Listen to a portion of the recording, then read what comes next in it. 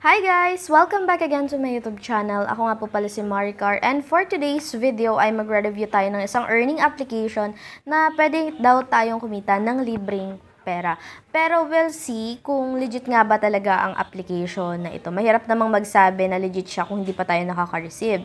But again, nag-search muna ako bago ko siya gamitin, and may mga content creator ako nakikita na nagre-review about this application and nagpapakita ng proof of payment. Bale, itong application na to is pwede natin daw siyang ma-download sa Play Store. Check nyo na lang yung kanyang pangalan, Backfight, tapos yan yung kanyang logo. And then, kapag bago ka dito sa application na to, magla-login ka ng inyong Google account or Facebook. Once na nakapag-login ka na, is pwede ka nang maglaro dito. Dalawa yung pwede nating ipunin. Yung una ay red banknote, then yung pangalawa naman ay blue banknote. Yung red banknote, ang katumbas ng isang red banknote ay piso. And then, ang blue banknote naman, ano siya, every 10,000 na blue banknote, 10 pesos lang po yung halaga niya. So, mas mababa yung value ng blue banknote. Andito yung mga ways of earnings kung paano nyo dadagdagan yung balance nyo, yung mga banknote na yan. Meron ditong task, cumulative activity, and invite. Sa task, magko-complete ka ng mga basic task dito, and then once na nakapag-complete ka na, may marireceive ka, mostly blue banknote yon. Next naman, sa cumulative activity, dito ka naman makaka-receive ng mga red banknote. Yung mga may ipon mo na star dun sa mga basic task, yun yung pwede mong ma-receive dito sa cumulative activity reward. Limbawa, ang kailangan dito sa makakuha ka ng 60 star, ang ma-receive mo is 270 na cash. Yun, directly yun sa balance mo sa red banknote. Next naman, merong invite dito. 11,000 blue banknote yung pwede po nating ma-receive, and then 50 peso or 50 cash na red banknote naman. Per invite po yan. So, pwede kayong gumamit ng invitation ID or invitation link para i-share sa mga kakilala nyo na gusto nyong i-invite. Nandito sa baba, ma-scroll nyo na lang yan doon sa invite page yung more information na dapat nyong malaman. Tapos, sa pinakambaba nun, may paglalagyan ka na ID, invitation ID ng ibang user na gumagamit itong application na to para makareceive ka ng 55 cash na red banknote. Directly yun sa inyong balance sa red banknote. Next naman natin, may makikita kayo dyan sa may gilid, yung pinakambaba. Pwede kayong mag-upgrade nung level nung inyong, dito sa game, meron kasi tayong mga player. So, yung player na yon, yung character natin, pwede nating dagdagan. So, yung player ko, level 3 na siya. Tatlo yung character niyan. Then, dito sa baba, pwede din ako mag-level up nung, yung malaki. Basta meron diyang, ituturo ko yan, ilalagay ko dyan sa hindi na kasi ako pwedeng magpakita ng screen record. Mga screenshot na lang yung pwede kong maipakita. And then, ito naman, yung nandiyan sa screen, dito magstay lang kayo ng at least 60 seconds. Pwede kayo maglaro dyan, pero mas nare-recommend ko na magstay lang kayo ng at least 60 seconds para ma-receive nyo yung star. Yung may ipon natin na star, pwede siyang ipalit sa red banknote.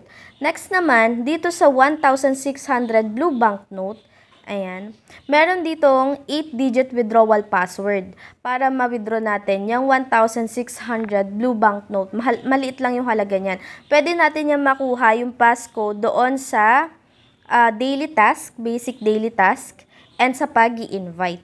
Yun yung nakalagay dyan sa ATM na 1,600 blue banknote.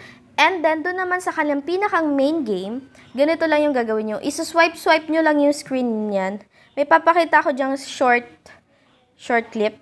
Tapos, ayan, kailangan nyo lang makasurvive hanggang dulo. Papatamaan nyo lang yung mga enemy nyo dyan. Yung mga alien na yan. Ganun lang yung mechanics ng game. Tapos, every level is makaka-receive ka dito ng 5 peso red banknote. 5 peso. Madali yun dun sa red banknote. Pero sabihin ko kung bakit nga ba ganun kadali na every level pwede tayo maka-receive ng 5. So, kapag nilaro nyo siya ng ilang oras sa isang araw, mabilis kayo makaipon ng balance dun sa red banknote.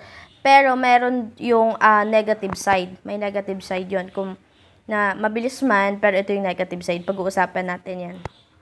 Dito kayo pwede makakuha ng coins and then yung red banknote. Ngayon naman, sa pag-withdraw tayo, doon tayo sa blue muna, sa blue banknote. Dito, meron tayong iba't ibang payment method. Pindutin mo lang yung Lazada icon dyan. Then, wala naman sila ditong transaction fee. Wala talaga siyang bayad. Pag GCash yung pipindutin natin, 200 peso yung kailangan nating balance dito. Or 200,000 blue banknote para maka-withdraw tayo ng 200 peso minimum balance. Yun yung minimum balance nila. Kapag sumobra naman yung balance mo sa 200 peso, pwede mo ma-cash out lahat ng balance mo. Kahit sumobra pa yan sa 1,000, 2,000, okay yun. Mawi-withdraw mo yun. Walang bawas and then darating siya sa inyong payment method na napili within 3 days. Mabilis lang naman siya magbayad. Nakalagay naman yun dito. Tapos sa isang araw, tingnan natin. Sa isang araw, isang beses lang tayo pwede makapag-withdraw dito. Ayon nga doon sa kanilang withdrawal rules. So, kailangan meron kang 200,000 blue banknote para doon sa pwede nating ma-withdraw sa GCash. Kapag Lazada naman, yung Lazada walang limit. Yung Lazada wallet, walang limit yun. So, kahit piso pa yung balance mo, pwede mo siyang ma-withdraw. Next naman natin, doon na tayo sa red banknote. Dito meron siyang pwede natin pagpilian na amount. 830, 1,600, and 2,700. Makikita nyo yung balance ko is 30 peso na. Bale, kapag nilaro ko to ng ilang days, kayang-kaya kong ma-reach yung 830 sa paglalaro lang nung kanilang game. Lalaruin ko lang ng lalaruin yun kasi kada level, di ba, 5 peso yung pwede nating matanggap. Kaso, dito kasi, ang negative side nitong green banknote, red banknote, ayun, nalilito tuloy tayo. Ganito yan. Madali nga tayo makakaipon ng red banknote. Madali nating ma-reach yung mga amount. Mabilis lang. Pero ang negative side doon, meron silang task or condition na kailangan pa natin gawin bago natin ma-cash out yung naipon natin. Parehas lang siya nung isang application na nagamit ko before na kapag tawag doon, pag mag-withdraw ka, kailangan mo ng invite. Yun. Basta may invite na gagawin. Connected siya sa invite. So, kailangan madami kang invite bago ka maka-cash out dito sa red banknote nila. Yun yung negative side kung bakit mabilis maka-earn dyan ng red banknote kahit yung gagamitin mo lang is yung game kahit walang masyadong invite. Ayun. So, gagamitin muna natin to. Titingnan natin. Excuse me. Titingnan Ala, oh my God, excuse me guys. Titingnan natin kung makaka-withdraw ba talaga tayo dito or makakatanggap ba talaga tayo ng pera dito sa Backfight na application. Hindi na po ako maglalagay ng link dyan sa description box or sa comment section na hanapin nyo na lang siya sa Play Store kasi hindi na po pwede. Hindi na din ako masyadong mag-i-screen record. Yung mga important information lang ilalagay ko dyan, ipa-flash ko dyan sa screen kasi bawal na po yun. Medyo maghihigpit na po tayo sa pag-upload ng mga content para hindi na po maulit yung nangyari po nung April. So ayun guys, ito ko na tinatapos tong video na to and thank you for watching.